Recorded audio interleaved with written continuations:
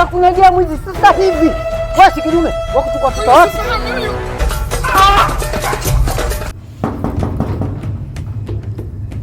Karibu. Niko huku.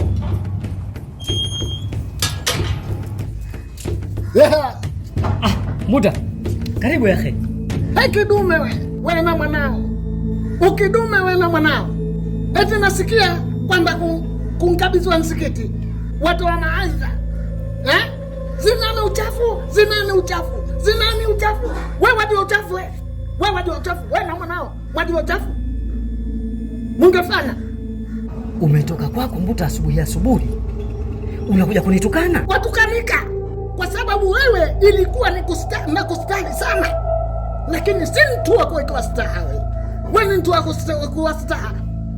Mwanao anamchukua mke wangu na hali ya kuwa unajua.